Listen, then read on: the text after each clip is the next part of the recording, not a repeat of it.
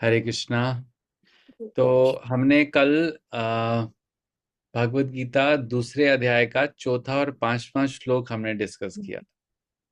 तो आप में से जो जो प्रेजेंट थे, तो एक एक पॉइंट सब लोग रिकैप में बता सकते हैं। उससे थोड़ा हमें पता चलेगा कि क्या पढ़ा था। अर्जुन ने कुछ तर्क प्रस्तुत किए थे भगवान के सामने। हरे कृष्णा प्रभु जी। जी माता जी। प्रभु, इसमें अर्जुन भगवान से तर्क कर रहे हैं कि पितामह, भीष्म पितामह और द्रोणाचार्य जैसे व्यक्ति हमेशा सम्माननीय होते हैं, हमारे बड़े हैं, हमारे गुरु हैं। तो वो कुछ भी करें, जो भी हो, तो वो हमेशा सम्माननीय ही रहेंगे। तो मैं उन पर कैसे, मतलब, हथियार चला सकता हूँ? उनके साथ मैं कैसे युद्ध कर सकता हूँ? वॉक युद्ध भी नहीं कर सकते उनके साथ, फिर यहाँ तो युद्ध की बात हो रही, मैं कैसे कर सकता हूँ उनके साथ? उन्होंने भगवान से भी पूछा कि अगर आप ही मेरी जगह होते तो आप क्या करते? आप क्या हाथ चला देते? गुरु के ऊपर, अपने गुरु के ऊपर क्या आप शस्त्र चला देते? यस। हरे कृष्ण। और दूसरे अगले श्लोक में, पांचवें श्लोक में और एक तर्क दिया। वो कौन बताएगा?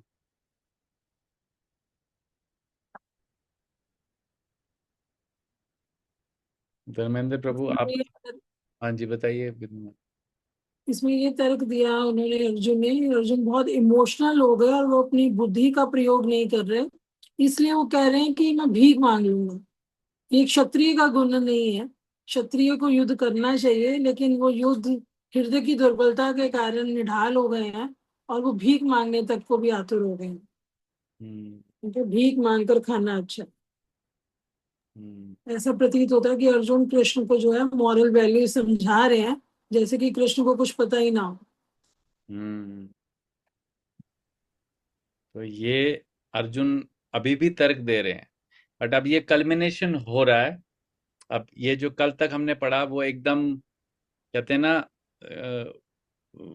वो सबसे, वो एक चोटी था उनके तर्क का। बस उसके बाद में अब उनके तर्क बचे ही नहीं है। अब तर्क खत्म हो जाएंगे। और अब जो हम आज पढ़ेंगे उसमें हम अर्जुन का एक दूसरा रूप देखेंगे। अब वो एक तर्क और देंगे और उसके बाद मतलब अब वो अपना अपना कंफ्यूजन जो है, जो स्टेट है, उसको एक्सप्रेस करेंगे। और उसके बाद बिल्कुल बोलेंगे अब मुझे समझ नहीं आ रहा। तो आगे बढ़ते। तुरंत बदल देंगे। अभी हम आगे बढ़ते हैं। तो मैं शेयर करता हूँ। हमने यहाँ तक पढ़ लिया था। हम्म, एक मिनट। आपको स्क्रीन दिख रहा है ना मेरा? हाँ जी प्रभु जी। अभी भी दिख रहा है? जी। क्या दिख रहा है? छठा श्लोक, न चैत इत विघ्न कतरत। एक और मिनट। शब्दार्थ उसके। हाँ, तो अभी आपको शब्दार्थ ही दिख रहा है ना? हाँ। तो इसको पढ़ते हैं। ना चेतत विद्मन कतराम न गरियो नाचार न चतुर्दियो न कर्तयो गरियो यद्वा जयमेना यदि वा न जयाजु यदा जयमे यदि वो नो जयु यन यान एव हत्वा न जि- जुजी विस्माम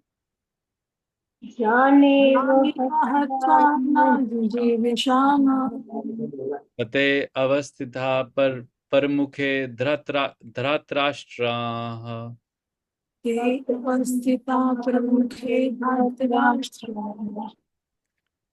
तो इसका मीनिंग पढ़ते हैं। अब ये अर्जुन जो हैं, अर्जुन ही बोल रहे हैं अभी, ये उनका आखिरी तर्क है। हम यहाँ नहीं, हम ये भी हम ये भी नहीं जानते हम ये भी नहीं जानते कि हमारे लिए क्या श्रेष्ठ है, कि हमारे लिए क्या श्रेष्ठ है। उनको जीतना उनको जीतना या उनके द्वारा जीते जाना। या उनके द्वारा जीते जाना। मतलब मतलब हुआ या हारना, या जीतना या हारना। यदि हम धृतराष्ट्र के पुत्रों यदि हम यदि हम धृतराष्ट्र के धृतराष्ट्र के पुत्रों पुत्रों का वध कर देते हैं का का वध वध कर देते करते हैं हैं तो हमें जीवित रहने की आवश्यकता नहीं है। तो हमें तो जीवित रहने जीवित की रहने की आवश्यकता नहीं आवश्यकता है। नहीं है। फिर भी वह युद्ध भूमि में हमारे समक्ष खड़े हैं। फिर फिर भी भी वे वे युद्ध भूमि में में हमारे हमारे समक्ष खड़े हैं। तो इसका तात्पर्य है, जो कि प्रभुपाद जी ने बहुत बोल्ड, इस में बहुत बोल्ड में लिखा गया है, क्योंकि बहुत इंपॉर्टेंट है। तो इसको कौन पढ़ेगा जिन्होंने बहुत देर से नहीं पढ़ा है, और मैं चाहता हूँ कि सब लोग एंगेज होएं इसमें। बड़ी मम्मी जी, आप पढ़ोगे? हाँ जी, पढ़ती हूँ मैं। पढ़ो। अर्जुन की समझ में ये नहीं आ रहा था कि वे क्या करें, युद्ध करे और अनावश्यक रक्तपात का कारण बने। यद्यपि क्षत्रिय होने के नाते युद्ध करना उसका धर्म है, जहाँ फिर वह युद्ध से विमुख होकर भीख मांगकर जीवन यापन करे। यदि वह शत्रु को जीतना नहीं तो जीविका का एकमात्र साधन भिक्षा ही रह जाता है। फिर जीत भी तो निश्चित नहीं है, क्योंकि कोई भी पक्ष विजयी हो सकता है। यदि उसकी विजय हो भी जाए तो भी यदि धृतराष्ट्र के पुत्र मरते हैं तो उनके बिना रह पाना अत्यंत कठिन हो जाएगा। उस दशा में जे उसकी दूसरे प्रकार की हार होगी।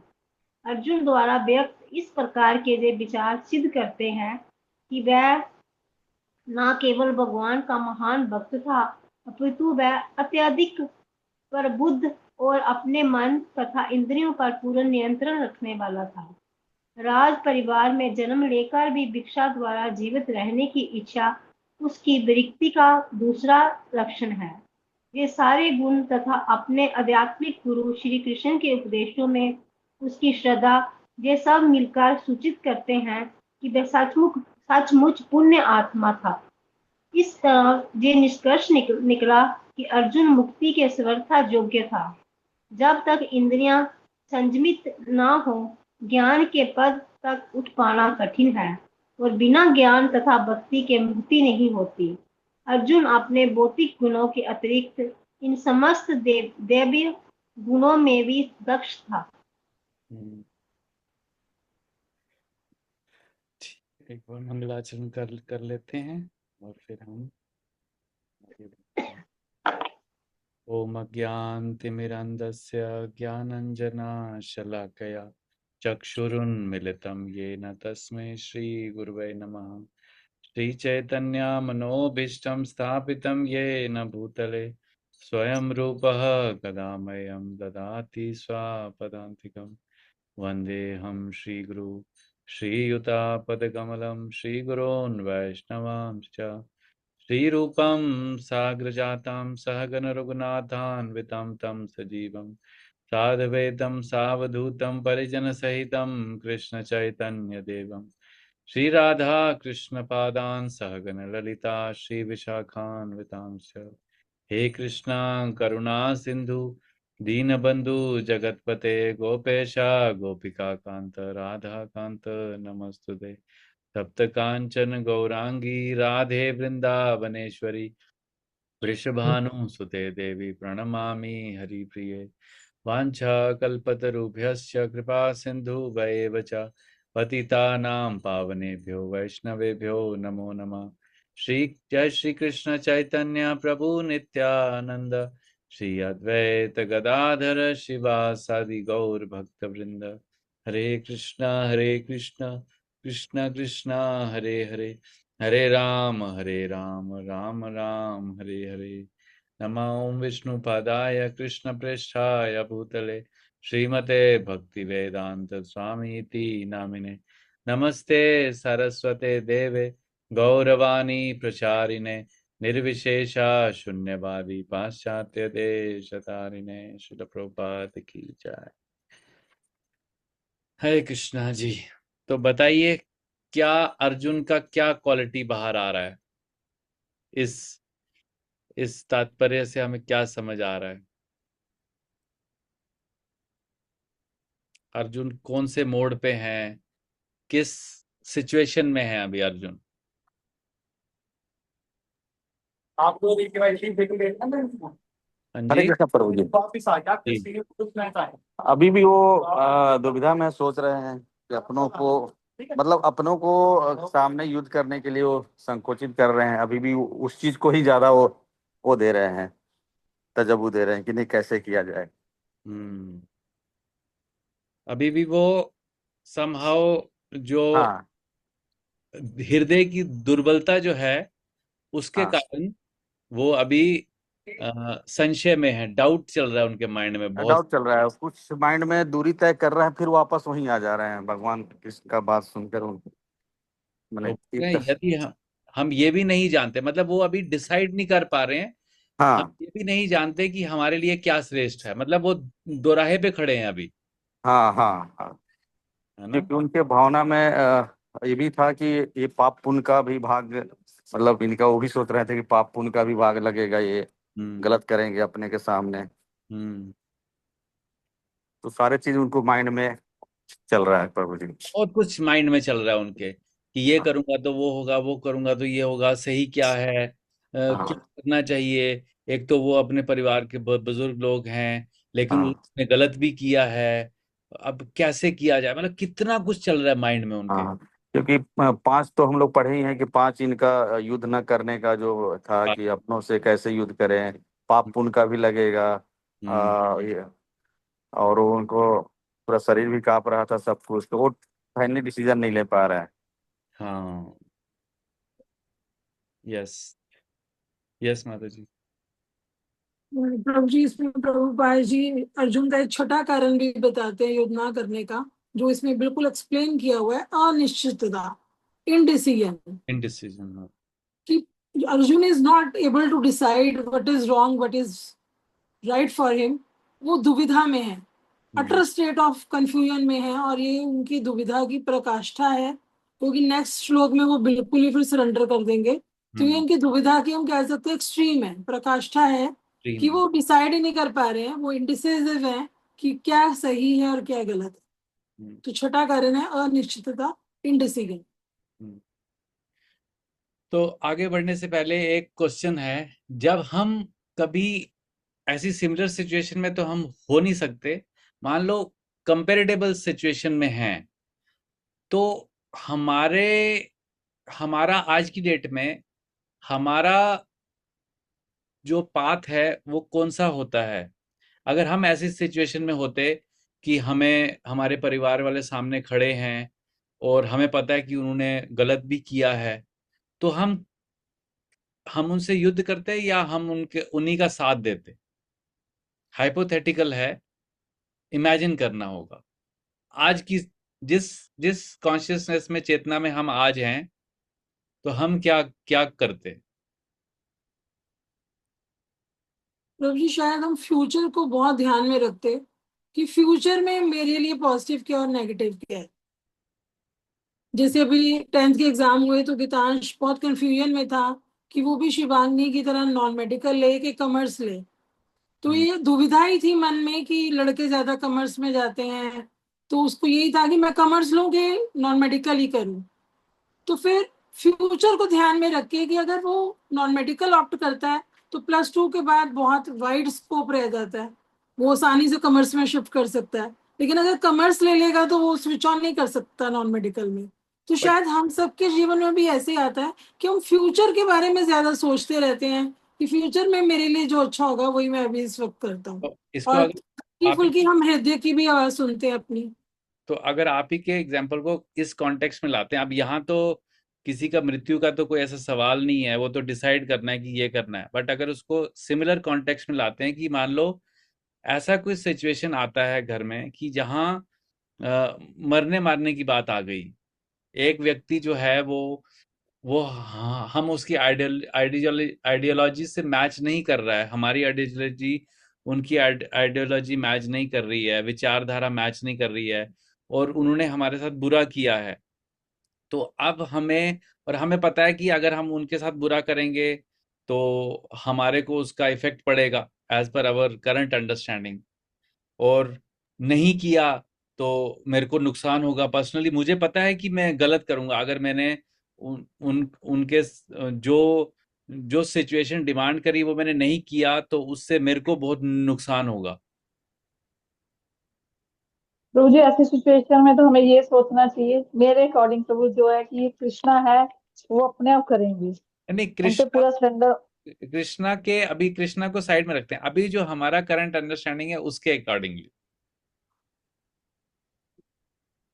मान लो अगर मैं, हमारी भी सिचुएशन प्रभु जी अर्जुन की तरह ही होगी। हाँ, मतलब हम समझ नहीं पाएंगे कि क्या क्या करें। हम बहुत असमंजस में होंगे, डाउट में होंगे, है ना। तो ऐसी सिचुएशन में यहाँ जो ऊपर के तो आई थिंक काफी क्लियर है कि वो बोलते हैं कि यदि विजय भी होगी तो तभी धृतराष्ट्र के पुत्र मरते हैं, तो उसके बिना हम, तो यहाँ पर एक तो उनका जो फैमिली अटैचमेंट है, एक साइड वो है ना, इसमें जो पूरा तात्पर्य में समझ आ रहा है। एक साइड मतलब अर्जुन दो थॉट्स में चल रहे हैं। एक थॉट है कि मेरा फैमिली है, मैं उनको मार दूंगा, चाहे मेरे ताया के बेटे हैं, चाहे मेरे भतीजे हैं, वटेवर जो भी हैं, गुरुजन हैं, सब हैं, पितामह हैं, एक तो इनका अगर वध कर दूंगा और वो भी छोटे से राज्य के लिए, तो उसका पाप लगेगा। ऊपर से दूसरा चल रहा है माइंड में कि मैं तो क्षत्रिय हूं, अब मुझे युद्ध करने के लिए इन्होंने ही मुझे युद्ध करने के लिए ललकारा है, तो युद्ध करना भी शायद क्षत्रिय का धर्म है। तो एक साइड से वो अपना अटैचमेंट देख रहे हैं, एक साइड से अपना धर्म देख रहे हैं, तो दोनों के बीच में अभी वो डिसाइड नहीं कर पा रहे हैं कि मेरे को क्या करना चाहिए। तो यहां पर नीचे प्रभुपाद जी बहुत अच्छा परपोर्ट में लिखते हैं कि अर्जुन द्वारा व्यक्त इस प्रकार के ये विचार सिद्ध करते हैं कि वह न केवल भगवान का महान भक्त था, अपितु वह आध्यात्मिक प्रबुद्ध, मतलब बहुत ही एक्सपर्ट और अपने मन तथा इंद्रियों पर पूर्ण नियंत्रण रखने वाला था। वो क्यों ऐसा बता रहे हैं, ये ऐसा क्यों प्रभुपाद जी ने लिखा है? क्योंकि अगर अर्जुन बहुत ज्यादा भावुक होता तो वो सीधे बोल देता कि भैया आपको जो बोलना है बोलो, मैं अपने परिवार के लोगों से युद्ध नहीं करूंगा, ठीक है। अगर तो बहुत ही ज्यादा मतलब अटैच बहुत ज्यादा होता उसको अपने, अगर अर्जुन को अपनी सेंसेस पे कंट्रोल नहीं होता तो उसने अभी तक डिसाइड कर लिया होता, क्योंकि इतने सारे तर्क वितर्क हो रहे हैं तो अभी तक डिसाइड कर लिया होता। दूसरे केस में अगर वो बहुत ही, अगर उसमें कोई करुणा भाव नहीं होता, डिवोटीज की क्वालिटी नहीं होती, तो वो ये भी नहीं सोचता कि मैं भिक्षा मांग के जीवित रहूं, क्योंकि वो बोल रहे हैं कि मैं युद्ध करने के बदले तो है मैं जंगल में जाके भिक्षा मांग के अपना जीवन यापन कर लूंगा। तो ये भाव एक विरक्त व्यक्ति का भाव है। तो ये भाव भी उनमें, अगर अगर उनमें डिवोटी की क्वालिटीज नहीं होती तो ये विरक्ति भी नहीं आती। अब यहां पर अर्जुन दोनों दोनों भाव प्रकट कर रहे हैं। तो जो जो ये भीख मांगकर, भिक्षा मांगकर जीवित रहने वाला जो भाव है, वो प्रभु जी बता रहे हैं उनकी विरक्ति का लक्षण है। और जो ये वाला भाव है कि वो मैं अपने दूसरों, अपने परिवारजनों के मृत्यु का कारण बनूं, वो उनका जो करुणा भाव है, जो एक डिवोटी की क्वालिटी है, वो बहुत ही दूसरों के प्रति बहुत ही सेंसिटिव होता है, संवेदनशील होता है कि क्यों मैं इनकी मृत्यु का कारण बनूं। तो उनके ऊपर करुणा, तो दोनों क्वालिटीज जो हैं वो यहाँ प्रभुपाद जी बोलते हैं ये सारे गुण तथा अपने आध्यात्मिक गुरु कृष्ण के उपदेशों से उनकी श्रद्धा, ये सब मिलकर सूचित करते हैं कि वह सचमुच पुण्य आत्मा है।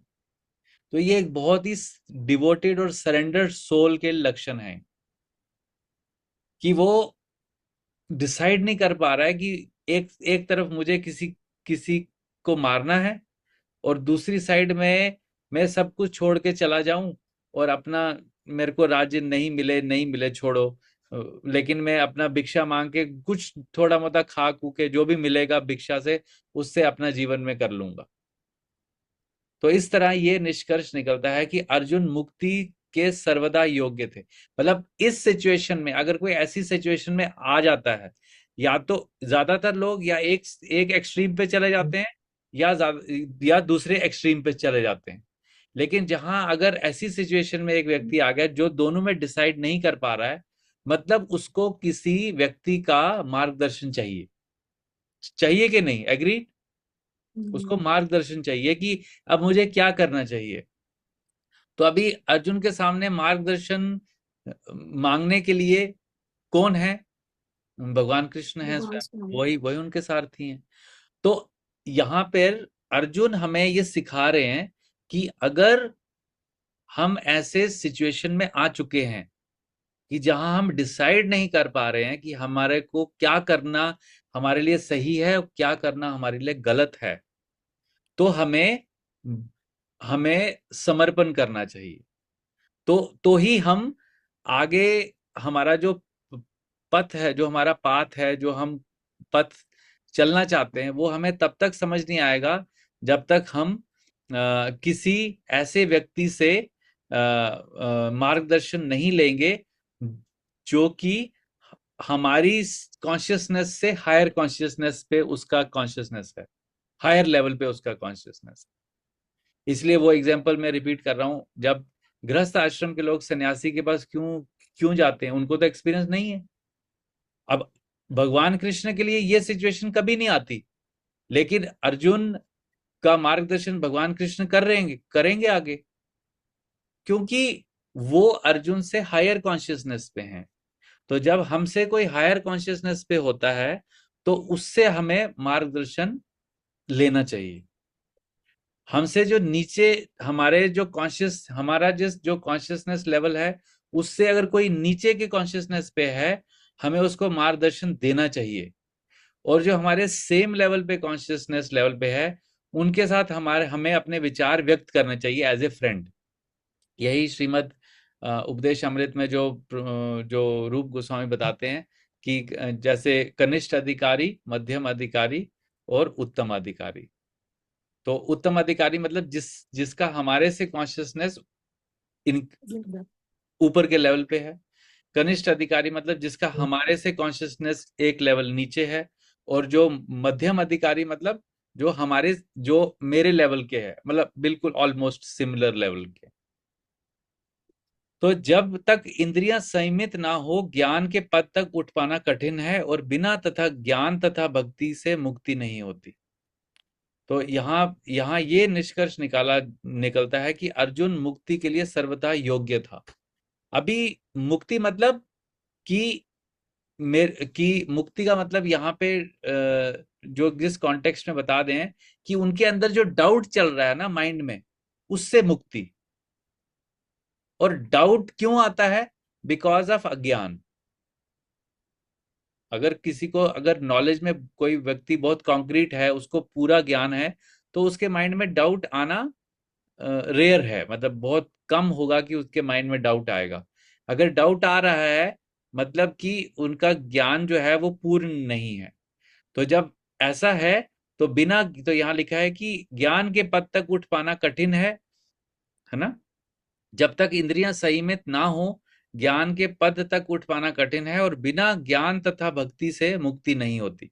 मतलब ये जो डाउटफुल सिचुएशंस आती हैं हमारी, जहां हम दोनों चीजों के बीच में डगमगा जाते हैं, उनसे हमारी मुक्ति तब होती है जब हमें ज्ञान और भक्ति, मतलब हम सरेंडर करते हैं।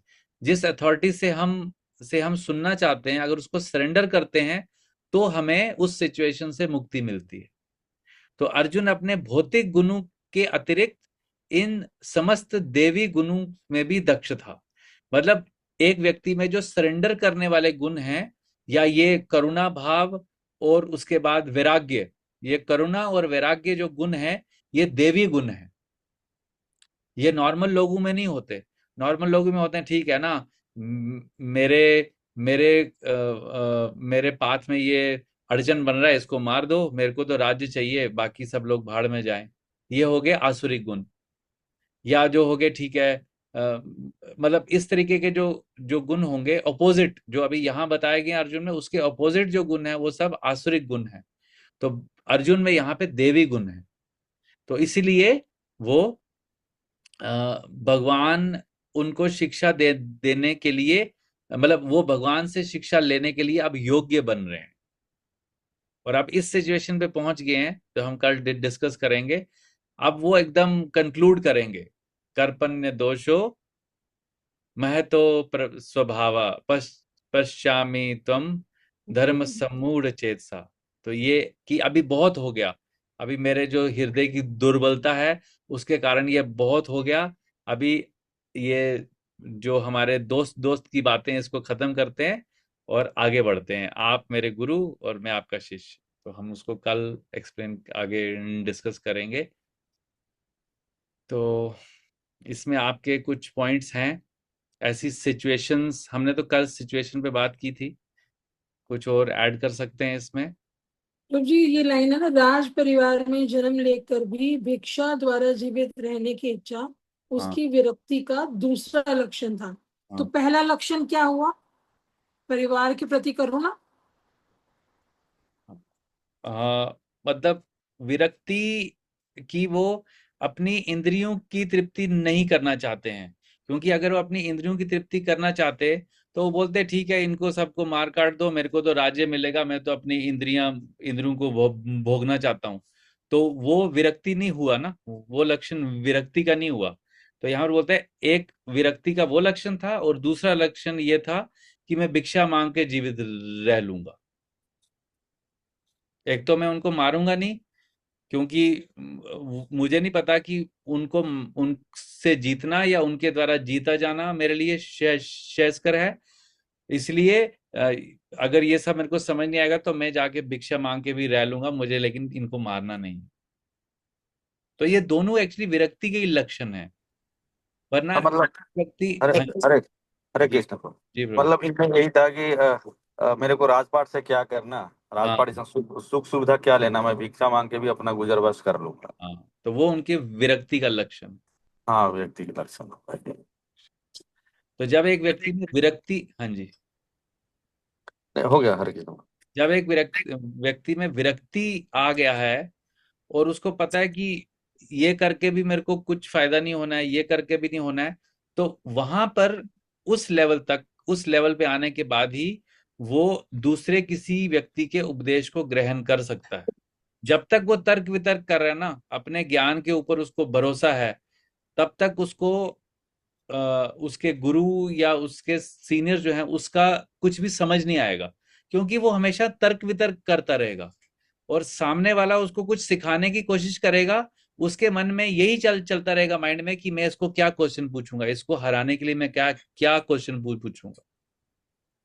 तो ये एक ऐसा प्लेटफॉर्म है जिस पे अभी अर्जुन आके खड़े हैं, और उसी के बाद में उनको जो भगवान उपदेश देंगे वो उनको समझ आने के लिए वो अभी वो he is capable of understanding, कि मुझे भगवान जो बताएंगे वो उनको अब समझ आएगा।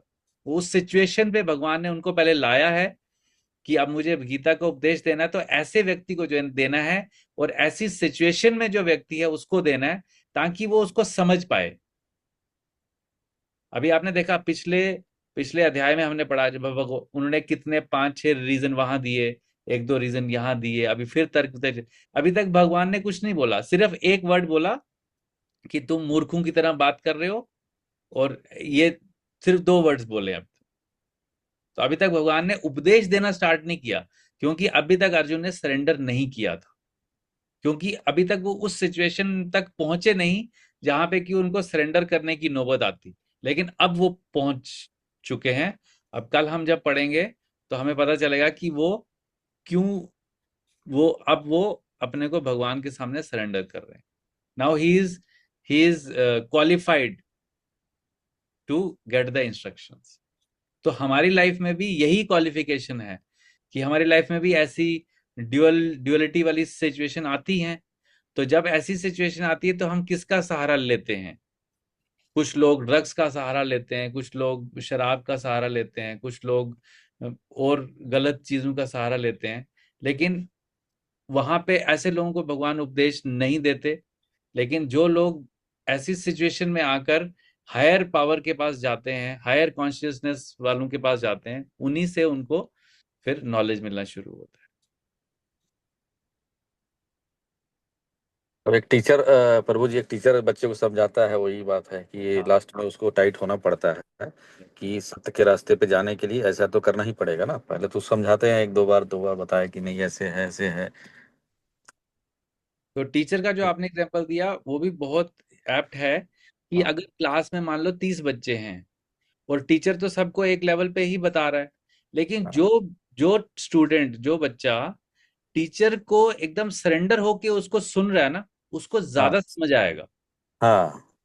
जो जो स्टूडेंट ये समझता है कि मुझे टीचर से ज्यादा पता है और वो उसका तर्क वितर्क कर रहा है टीचर के साथ ज्यादा सिर्फ दिखावे के लिए, वो बाहरी दृष्टि में लग सकता है कि उसको बहुत नॉलेज है, हाँ वो बहुत क्वेश्चन करता है, वो बहुत डाउट पूछता है। लेकिन अगर उसका डाउट पूछना, क्वेश्चन पूछना जेन्युइन है तब तो ठीक है। लेकिन अगर वो शो ऑफ करने के लिए पूछ रहा है या अपने टीचर को नीचा दिखाने के लिए कर रहा है, तो उसको कभी वो कॉन्सेप्ट समझ ही नहीं आएगा। बिल्कुल नहीं आएगा, चाहिए बिल्कुल नहीं क्योंकि आएगा। वो अपनी बातों पे अड़ी है वो चीज। हाँ। तो इसलिए प्रभुपाद जी हमें इंस्ट्रक्शन देते हैं अपने लेक्चर्स में कि जब हम किसी को प्रीच करते हैं तो पहला क्वालिफिकेशन है उसको बताने का कि क्या उसको आपके वर्ड्स पे या इस पूरी परंपरा पे फेथ है या नहीं है। अगर वो सरेंडर्ड है, कहते हैं ना, नौवां नाम अपराध है कि अश्रद्धालुओं को कृष्ण नाम की महिमा का उपदेश करना। तो एटलीस्ट उसके अंदर श्रद्धा होनी चाहिए कि हाँ यार भगवान के वचन हैं, ये अगर मुझे कोई बता रहा है तो इसमें कुछ मेरे लिए अच्छा होगा। तो वो श्रद्धा जब तक नहीं है तब तक हम्म किसी को उपदेश नहीं दिया जाना चाहिए। अब हम पकड़ के तो ला नहीं सकते ना किसी को कि आप मंदिर में आओ, आप भगवत गीता सुनो, आप भागवतम सुनो। वो जिस व्यक्ति के अंदर श्रद्धा है वो खुद आता है। या हम किसी सोसाइटी में अगर जाते हैं, वहां पर कोई सेमिनार करते हैं, तो हम वहां पर ग्रुप्स में पोस्ट करते हैं, जो जिनमें श्रद्धा होती है वो खुद आते हैं लोग। अब 1000 लोगों की सोसाइटी में अगर 100 लोग आते हैं, मतलब बाकी 900 लोगों में वो श्रद्धा नहीं है। या हो सकता है हम्म। 50 के लिए कोई टाइम सिचुएशन ऐसी हो कि वो नहीं आ पाते, लेकिन ज्यादातर लोगों में श्रद्धा नहीं होती है। हाँ वो आम पब्लिक वो बोलते हैं प्रभु जी क्या, अरे क्या है पूजा पाठ करने मंदिर के, उतना क्या करना है, ऐसा है वैसे। हाँ होते निकल के आते हैं सामने, लेकिन वो लेटर ऑन वो समझते हैं बात को, वो डिस्क्लोज नहीं कर पाते हैं, लेकिन हाँ पता चलता है, उन्हें भी पता चलता है। जब तक चीजें मिल रही है, चाहे जब मुझे सही रास्ते पे है तो लग रही है। तो ये सब पूजा पाठ, ये सब चीज तो सही रास्ता पे चलने के लिए है। नुकसान क्या है? कुछ नुकसान नहीं है, समझदारी नहीं है। लोग ये समझ नहीं, ये है बहुत इजी, हाँ सिंपल है। हाँ हाँ हाँ जो कॉम्प्लेक्स माइंड के लोग हैं वो इसको समझ हाँ। नहीं पाते। बिल्कुल नहीं समझ पाते। वही है। तो यहाँ पर जो व्यक्ति जिसमें देवी गुण है, देवी गुण मतलब विनम्रता, दूसरों के प्रति संभाव। लेकिन जो आसुरी गुण है कि मैं ही मैं हूँ, हम हैं, बाकी सब पानी कम है, वो सब वाले जो भाव हैं, वो कभी भी ऐसी चीजों को ना समझ सकते हैं और ना समझना चाहते हैं। और भगवान उनकी इंडिपेंडेंस में कभी हस्तक्षेप नहीं करते।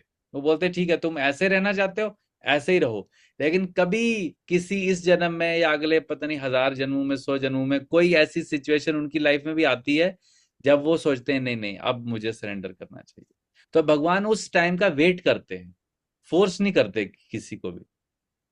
तो ये भगवान की क्वालिटी है। फर्स्ट फर्स्ट अध्याय में भी कहीं है, पढ़ा था कि हम, मैं का भी जिक्र उसमें है।